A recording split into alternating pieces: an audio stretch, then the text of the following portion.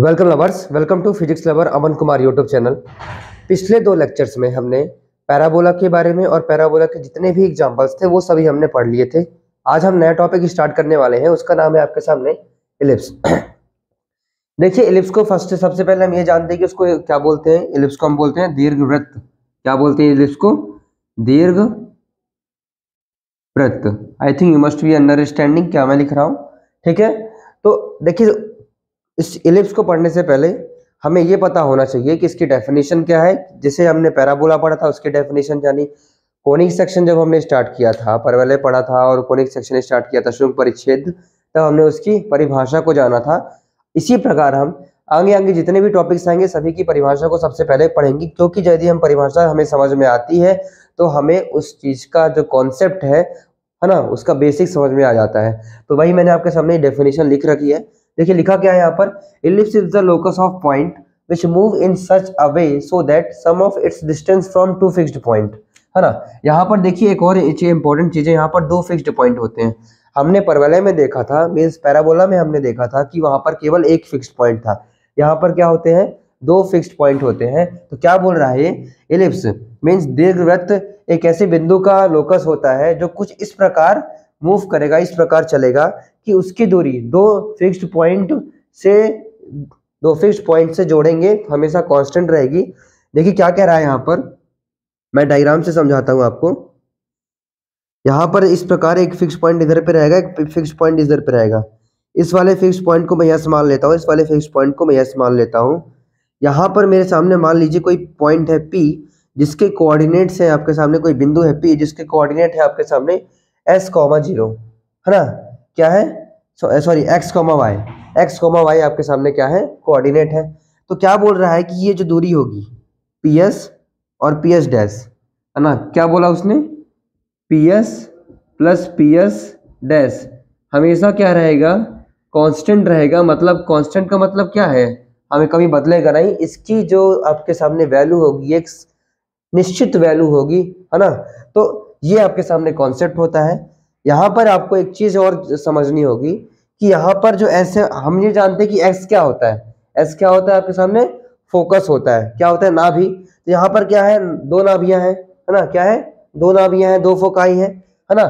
Focus होगा मतलब एक फोकस, 2 फोकस आ जाएंगे जिसको फोकाई बोलते हैं। कंफ्यूज मत होइएगा, जब कभी भी 2 फोकस होते हैं उसको हम फोकाई पढ़ते हैं, ठीक है।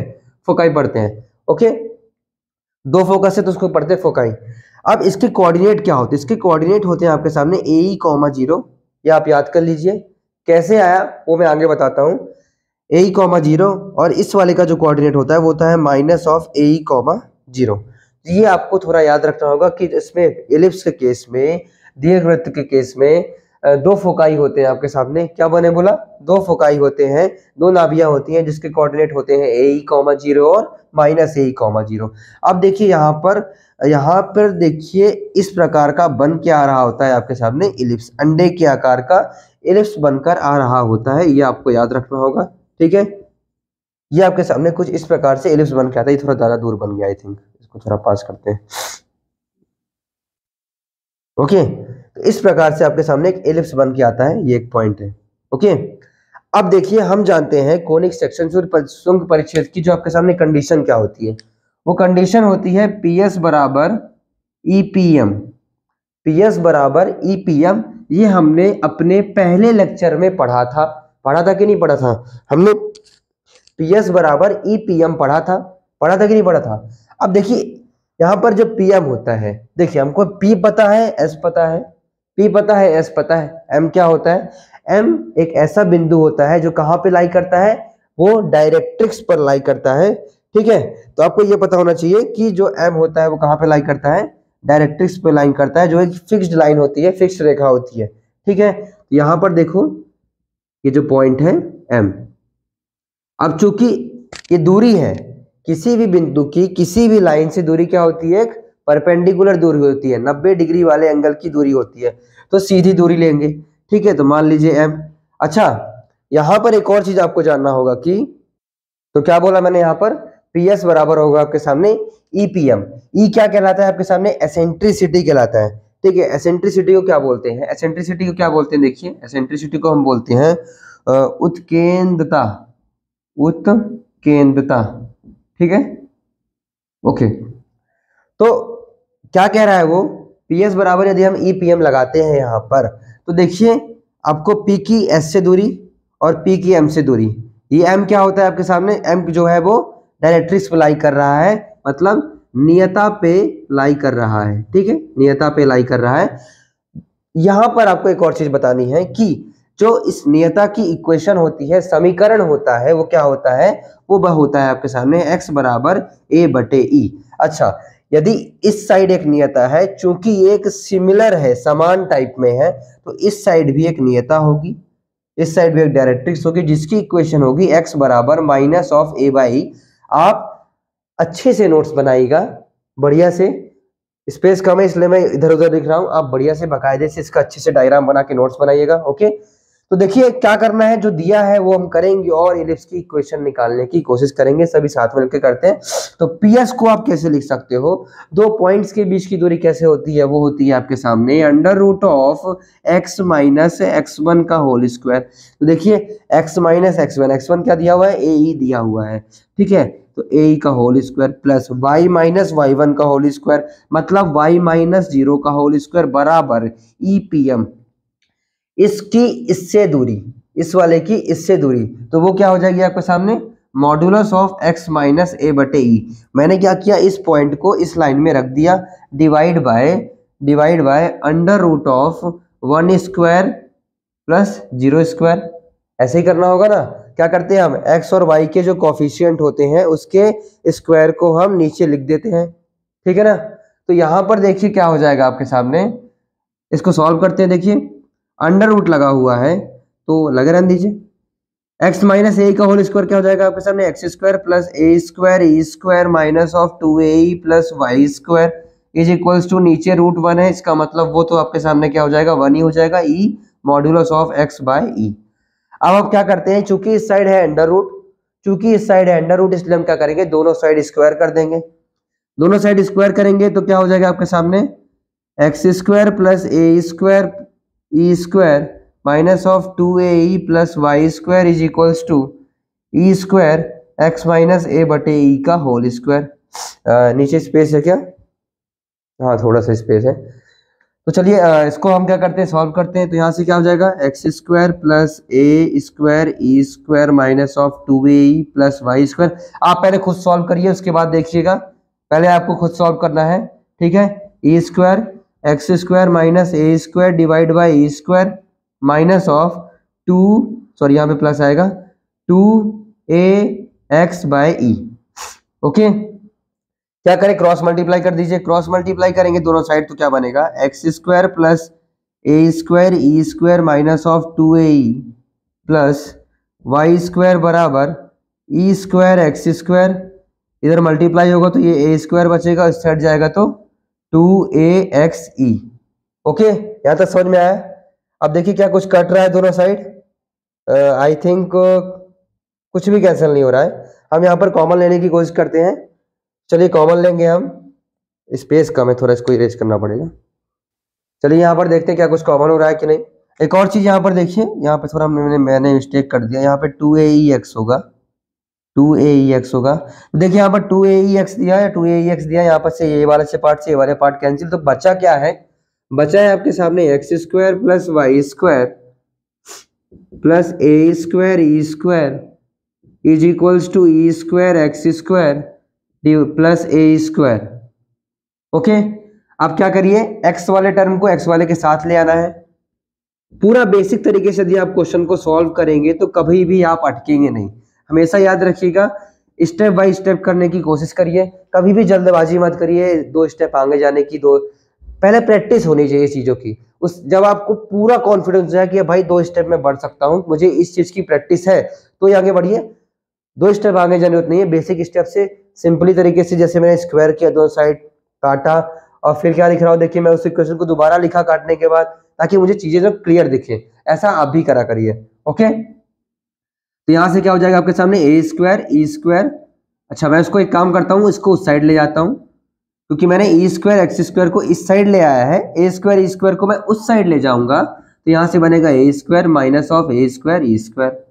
ओके, तो यहाँ से एक्स स्क्वायर कॉमन लेंगे तो क्या हो जाएगा 1 minus E square x square plus y square is equal to, यहाँ से ए स्क्वायर कॉमन लेंगे तो 1 माइनस ई स्क्वायर, यही बचेगा ना। अब आप क्या करिए, A square 1 minus A square को नीचे ले आइए, तो यहाँ से क्या बनेगा x square multiplied by 1 minus E square divide by A square 1 minus E square plus y square divide by A square 1 minus E square बराबर 1।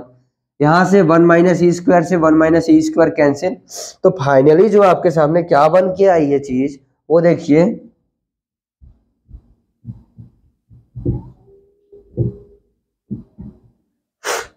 फाइनली क्या बन के आई है, फाइनली जो आपके सामने बन के आई है x square divide by A square plus y square divide by A square 1 minus E square a बराबर 1। ओके, तो यहां पर एक चीज आपको ध्यान रखना होगा, ये जो टर्म होती है वाई स्क्वायर के नीचे वाली, वाई स्क्वायर के नीचे वाली जो टर्म होती है उसको हम बोलते हैं बी स्क्वायर, बी स्क्वायर बराबर ए square 1 minus E square, sorry यहाँ पे माइनस होगा, हाँ 1 माइनस ई स्क्वायर। तो ये आपको याद रखना होगा, या इसको आपको क्या करना है, याद रखना है, ठीक है। अच्छा यदि मैं इसको क्या मान रहा हूं आपके सामने, बी स्क्वायर मान रहा हूं, तो अब इसको आप क्या लिख सकते हैं, इस इक्वेशन को, इस इक्वेशन को आप लिख सकते हैं x square divide by A square plus y square divide by B square बराबर 1। ये होती है आपके सामने इलिप्स की इक्वेशन, जैसे हमने पैराबोला की इक्वेशन पीएस बराबर ई पी एम, जहां पर ई क्या है, एसेंट्रिसिटी है, एसेंट्रिसिटी मतलब उत्केंद्रता, ठीक है। इस इक्वेशन को हमने लगाकर पैराबोला की इक्वेशन फाइंड आउट करी, कोनिक सेक्शन के, है ना, शुंग परिच्छेद के इस कॉन्सेप्ट को लगाकर हमने पैराबोला परवलय की इक्वेशन फाइंड आउट करी थी। उसी प्रकार हम यहाँ पर इलिप्स की इक्वेशन फाइंड आउट करी है, वो क्या आ रही है, x square divide by A square plus y square divide by B square equal to 1। चलिए हम इसमें और समझने की कोशिश करते हैं। हमारे सामने जो आपके सामने इलिप्स की इक्वेशन, दीर्घवृत्त की जो इक्वेशन आई वो क्या है, x square divide by A square plus y square divide by B square बराबर 1, जहां पर बी स्क्वायर बराबर क्या हो जाएगा, ए स्क्वायर 1 माइनस ई स्क्वायर। ये आपको हमें रट ले रहा है, निकालते आपको आता है कैसे निकालते, लेकिन पेपर में क्या होता है कि निकालते आप नहीं बैठ पाएंगे, इसलिए आप कुछ कोई काम करिए, रट ही लीजिएगा। अब देखिए बी स्क्वायर पता है, ये इक्वेशन पता है, हमने अभी तक केवल फोकस डिस्कस किया है, हमें ये वाले पॉइंट्स नहीं पता, ये वाले पॉइंट्स नहीं पता है क्या है। देखिए ये वाले पॉइंट कैसे निकालेंगे, देखिए ये पॉइंट है, यहाँ पर जो आपके सामने इलिप्स है, दीर्घवृत्त है, यहाँ पर जो दीर्घवृत्त है, इस पॉइंट पर एक्स एक्सिस को, है ना, एक्स अक्ष जो है उसे क्या कर रहा है, टच कर रहा है। तो एक्स एक्सिस में क्या कंडीशन होती है, एक्स एक्सिस में कंडीशन ये होती है कि y बराबर 0 होता है। इसका मतलब ये है कि यदि हम y बराबर 0 कर दे तो एक्स एक्सिस में जहां जहां टच कर रहा होगा, जहां जहां इलिप्स की इक्वेशन, दीर्घवृत्त की इक्वेशन जहां जहां छू रही होगी, उस पॉइंट का हमें कोऑर्डिनेट मिल जाएगा। तो यहां पर आपको क्या करना है, y बराबर 0 रखना है। तो सबसे पहला काम यह है कि y बराबर 0 रखिए, y बराबर 0 रखेंगे तो क्या हो जाएगा, यहाँ से x square divide by A square बराबर plus y square divide by B square. तो y की जगह रखना है 0, 0 का स्क्वायर बराबर 1। अच्छा, ये 0 बाई बी स्क्वायर वो हो जाएगा 0, 0 को ऐड करेंगे 0 आएगा बराबर 1 हो जाएगा। ए स्क्वायर उस साइड भेजेंगे तो क्या हो जाएगा आपके सामने, x बराबर ए स्क्वायर, इसका मतलब x बराबर हो जाएगा under root of A square, इसका मतलब प्लस माइनस ए। इसका मतलब ये है कि y की वैल्यू 0 होगी, और ये क्या है, y एक्सिस के राइट साइड है, इसका मतलब ये वाला a, 0 होगा, और ये वाला क्या हो जाएगा, माइनस ऑफ a, 0, ये वाला पॉइंट। समझ में आया, ये दोनों बिंदु निकाल लिए। इसी प्रकार ये दोनों बिंदु निकालते हैं, उसके लिए हमें क्या करना पड़ेगा, x को 0 रखना पड़ेगा, तो यहाँ से y की जो वैल्यू आती है वो आती है प्लस माइनस b। ये आप कर लीजिएगा, बहुत कठिन काम नहीं है, और आपको दिख भी रहा होगा कि y की वैल्यू 0 ही, y की वैल्यू प्लस माइनस भी आएगी। ये चूंकि ऊपर है एक्स एक्सिस से, इसलिए ये वाले जो बिंदु का कोऑर्डिनेट होगा, यहाँ पे लिख रहा हूँ देखिएगा, वो आपके सामने हो जाएगा 0, b, क्योंकि हमने क्या करा है, x को 0 माना है, और यहाँ पर क्या हो जाएगा आपके सामने 0, माइनस b। तो हमें क्या होगा, यहाँ से कोऑर्डिनेट्स मिल गए एंड पॉइंट्स के, हमें ये भी पता है। अब देखिए हमारा जो अगला कॉन्सेप्ट है, आपके सामने फोकल लेंथ का, फोकल दूरी का। तो हमने पैराबोला में भी पढ़ा था कि भाई फोकल लेंथ क्या होती है, फोकल दूरी क्या होती है। फोकल लेंथ क्या होती है आपके सामने, किसी भी बिंदु की फोकस से दूरी। क्या मैंने बोला, किसी भी बिंदु की, किसी भी पॉइंट की फोकस से दूरी। तो हमने यहाँ पर एज्यूम करके रखा है पहले ही एक बिंदु पी एक्स कॉमा वाई जिसका हमने कोऑर्डिनेट पहले ही मान लिया है। तो हमने उसे क्या बोला है कि पी एस जो होगा यहाँ पर पी एस या फिर पी एस डैश, ये जो होंगे आपके सामने फोकल दूरी होंगी। क्या होंगी आपके सामने, फोकल डिस्टेंस कहलाएंगी। अच्छा, पी एस को क्या लिख सकते हो, तो एक तरीका ये है कि भाई एक्स माइनस ए का स्क्वायर प्लस वाई स्क्वायर लिख दो, वो तरीका। दूसरा तरीका ये कि हम जानते हैं पी एस बराबर क्या होता है आपके सामने, ई पी एम होता है।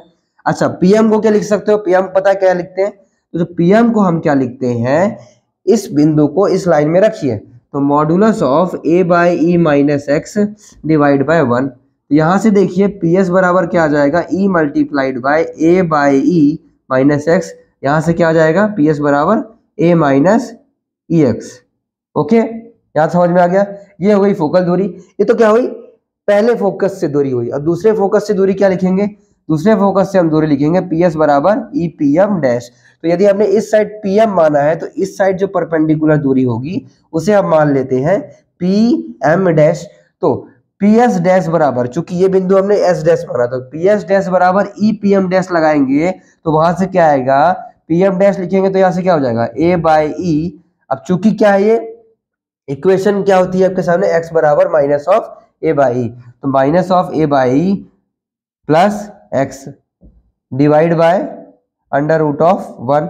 अब इसको अंदर मल्टीप्लाई करेंगे तो क्या आएगा आपके सामने, वन मेन थिंग यहाँ पर एक और चीज आपको देखनी है, ठीक है। अच्छा, यहाँ पर ये इक्वेशन नहीं होगी क्योंकि इक्वेशन क्या होती है, डायरेक्ट्रिक्स की वाली होती है एक्स बराबर ए बाई, तो ये हो जाएगी एक्स प्लस ए बाई बराबर 0। तो यहाँ पे आप क्या करिए, एक्स प्लस ए बाई लिख दीजिए, ठीक है। अब यदि यहाँ पे ऐसा करेंगे, ई को अंदर मल्टीप्लाई करेंगे तो ई एक्स प्लस ए, मतलब पी एस डैश बराबर क्या आ गया, ए प्लस ई एक्स। अब आपका काम क्या है, पी एस डैश को लिखिए। तो P S plus P S dash को जब हम लिखेंगे, है ना, P S plus P S dash को लिखेंगे तो हमें यहाँ पर एक चमत्कार दिखेगा जो हमने सबसे पहले डिस्कस किया था, है ना। P S plus P S dash क्या हो जाएगा, यहाँ से minus of e x plus a plus of e x plus a, ये से ये कैंसिल बराबर 2a, मतलब कि P S plus P S dash P S plus P S dash की जो वैल्यू होगी वो 2a होगी। और ये हमने डेफिनेशन में भी पढ़ा था, क्या पढ़ा था कि जो इलिप्स होता है दीर्घवृत्त होता है, उसमें क्या होता है कि जो फिर आपके सामने मूविंग पॉइंट है, जो पॉइंट मूव कर रहा है, जो बिंदु मूव कर रहा है, उसकी दूरी का सम दो फिक्स्ड पॉइंट से, दो फिक्स्ड पॉइंट कौन से, एस और एस डैश, मतलब P S plus P S dash जो होगा हमेशा कांस्टेंट रहेगा। यदि ये जो P है, मान के चलिए ये P जो है यहाँ पर नहीं है एक पल के लिए, ठीक है, एक पल के लिए हम मान लेते हैं ये जो P है यहाँ पे नहीं है। आप इस P को एक काम करिए, यहाँ कहीं ले लीजिए, है ना, या फिर आप एक काम करिए इस P को यहाँ कहीं ले लीजिए। तो कहीं भी ये P मूव करेगा इस एलिप्स में, कहीं भी ये मूव करेगा एलिप्स में, हमेशा चाहे वो कहीं भी चला जाए, हमेशा ये कंडीशन वैलिड है कि P S plus P S dash बराबर क्या होता है, 2a के बराबर होकर आ रहा होता है। ये मैंने आपको कहा था कि हम बाद में समझेंगे, तो इसलिए आपको याद रखना है कि जो फिक्स पॉइंट के जो दूरी का जो समीशन होता है वो किसके बराबर होता है, 2a का। और जेई मेंस में यदि मैं बात करूं, कॉम्पिटिटिव एग्जाम्स में इस कॉन्सेप्ट से काफी सारे क्वेश्चंस आपके लिए आ रहे होंगे, तो ये आपको इसको भी याद रखना है। अब नए कॉन्सेप्ट की ओर बढ़ते हैं। तो अगला जो आपके सामने कॉन्सेप्ट है वो है लेटेस्ट रेक्टम का कॉन्सेप्ट। लेटेस्ट रेक्टम का कॉन्सेप्ट जो है वो आपके सामने एलिप्स में, हाइपरबोला में, पैराबोला में, परवलय में, सभी में जो लेटेस्ट रेक्टम का जो क्वेश्चन होता है वो हमेशा आ ही रहा होता है। सबसे ज्यादा जो क्वेश्चंस पूछे जाते हैं मेंस में, एडवांस में, वो लेटेस्ट रेक्टम से ही संबंधित क्वेश्चन पूछे जाते हैं। तो अभी आपको इसमें भी हम पढ़ते हैं कि भाई लेटेस्ट रेक्टम कैसी होती है। तो मैंने आपको पिछले क्लास में बताया था कि भाई लेटेस्ट रेक्टम होती क्या है ना, लेटेस्ट रेक्टम होती क्या है। अच्छा, लेटेस्ट रेक्टम को हम बेसिकली हिंदी में क्या बोलते हैं, उसको बोलते हैं नाभिलंब जीवा, है ना, नाभिलंब जीवा। मैंने पिछले क्लास में डिस्कस किया था। लेटेस्ट रेक्टम को नाभिलंब जीवा बोलते हैं। अच्छा, इसकी परिभाषा क्या होती है? ये इसकी परिभाषा ये होती है कि एक ऐसी लाइन, एक ऐसी रेखा जो कि फोकस से पास हो रही हो और एक्सिस से परपेंडिकुलर हो, अक्ष के क्या हो? परपेंडिकुलर हो, अक्ष से 90 डिग्री बना रही हो। तो क्या कह रहा है वो? एक ऐसी लाइन जो कि फोकस से पास होगी, ऐसे ये वाली लाइन जो कि फोकस से पास होगी और अक्ष के परपेंडिकुलर होगी, अक्ष के परपेंडिकुलर होगी। तो आप मुझे बताइए कि इस लाइन की इक्वेशन क्या होगी? तो इस लाइन की इक्वेशन क्या हो जाएगी आपके सामने? x बराबर AE। क्या मैं सही हूं? सही हूं ना? क्योंकि ये पॉइंट जो है, क्योंकि ये क्या है? ये y एक्सिस के पैरेलल है, y अक्ष के क्या है? पैरेलल है। और ये किससे पास हो रहा है? x बराबर AE से पास हो रहा है। क्योंकि अब देखिए यहाँ पर इस पॉइंट में आप आ जाएंगे, इस पॉइंट पे आ जाएंगे, इस पॉइंट पे आ जाएंगे, y चेंज हो रहा है लेकिन x चेंज नहीं हो रहा है। तो इसकी आपके सामने इक्वेशन क्या हो जाएगी? x बराबर AE आपके सामने इसकी इक्वेशन हो रही होती है। ठीक है, ओके। उसी प्रकार देखिए इस वाले पॉइंट की इक्वेशन क्या हो जाएगी? इस वाले पॉइंट की इक्वेशन हो जाएगी x बराबर माइनस ऑफ AE। तो यदि आपके सामने कभी भी बोलता है कि इक्वेशन ऑफ लेटेस्ट रेक्टम क्या होगा सॉरी, कभी भी आपके सामने बोलता है कि भाई नाभिलंब जीवा की समीकरण क्या होंगे, तो आपको याद रखना होगा इलिप्स के केस में ये होते हैं। अच्छा, ये हमने समीकरण बता दिया। अब मुझे बताइए कि नाभिलंब जीवा की लंबाई क्या होगी? लेंथ ऑफ लेटेस्ट रेक्टम, नाभिलंब जीवा की लंबाई क्या होगी? तो जो लंबाई होगी यहां से लेकर यहां तक होगी। अच्छा, चूंकि यहां पर, अच्छा ये वाला पॉइंट बताइए क्या होगा? इस पॉइंट को मैं मान लेता हूं कुछ पल के लिए, क्या मान लूं ए मान लेता हूं। ठीक है, इस पॉइंट को मैं ए मान लेता हूं। ठीक है, अब आप बताइए इस पॉइंट के कोऑर्डिनेट क्या होंगे? तो हमें एक्स कोऑर्डिनेट तो पता है, वो ए ही है ना, क्योंकि एक्स तो चेंज हो नहीं रहा। अच्छा, वाई कोऑर्डिनेट क्या होगा? तो यहाँ पर आप क्या करना है, जो आपके सामने मेन इक्वेशन है उसमें क्या करेंगे? हम ए रख देंगे। तो यहाँ पर रखेंगे ए का whole square divide by A square plus y square divide by B square बराबर 1। तो यहाँ से बनेगा a square e square divide by A square बराबर, यहाँ से ये से कैंसिल हो जाएगा, वाई स्क्वायर बराबर बी स्क्वायर बराबर 1। ठीक है, सही कर रहा हूं ना? एक्स को हमने रख दिया। अब क्या हमें क्या चाहिए? यहाँ से वाई स्क्वायर चाहिए। तो देखिए इसको उस साइड भेजिए, तो वाई स्क्वायर बराबर क्या हो जाएगा आपके सामने? 1 minus E square divide by B square. क्या मैं सही हूं? बताइए, यही होगा ना? क्या है आपके यहाँ पर, क्या है आपके सामने? Y square divide by B square is equals to 1 minus E square. तो वाई स्क्वायर क्या लिख देंगे आप? 1 माइनस ई स्क्वायर बराबर इंटू बी स्क्वायर। अच्छा, हमने पढ़ा है कि बी स्क्वायर बराबर क्या होता है? ए square into 1 minus E square होता है, ये हम पहले ही निकाल चुके हैं। तो यहाँ पर आपको क्या करना है कि 1 माइनस ई स्क्वायर की वैल्यू रख दीजिए यहाँ पर। तो यहाँ से क्या हो जाएगा? 1 माइनस ई स्क्वायर की वैल्यू यदि यहाँ से उठाकर आप यहाँ पे रखेंगे तो बनेगा B square divide by A square multiplied by B square. तो वाई स्क्वायर बराबर बी की power 4 divide by A square. तो यहाँ से वाई की वैल्यू क्या बनेगी?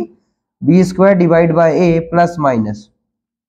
तो यहाँ से कोऑर्डिनेट क्या जाएगा? देखिए ऊपर साइड है तो प्लस वाला लेंगे, बी स्क्वायर डिवाइड बाय ए, और नीचे वाले को हम क्या ले लेंगे? इस वाले जो बिंदु को, इस वाले बिंदु को हम ले लेंगे ए ई कॉमा, सॉरी ठीक है ए ही रहेगा, सॉरी माइनस रहेगा, ये प्लस ही रहेगा, हाँ प्लस रहेगा, a comma minus of b square divide by. अब हमें क्या चाहिए? लेंथ ऑफ लेटेस्ट रेक्टम चाहिए। तो ये जो पूरी लेंथ होगी, मान लीजिए बिंदु क्या है आपके सामने? बी है। तो लेटेस्ट रेक्टम की जो लंबाई होगी वो ए बी के बराबर होगी। अब आप मुझे बताइए ए बी कितना है? ये वाला कितना है टोटल आपके सामने? B square divide by A square. A S कितना है? B square divide by A square. तो ए बी को क्या लिख सकते हो आप? A S plus S B. अब ए एस क्या है आपके सामने? ए एस है आपके सामने B square divide by A square. उसी प्रकार एस बी क्या है? B square divide by, sorry A square नहीं है, ए प्लस है, बी स्क्वायर डिवाइड बाय। तो यहाँ से पूरी दूरी क्या जाएगी? 2b स्क्वायर डिवाइड बाय ए। तो ये आपको याद रखना होगा। ठीक है।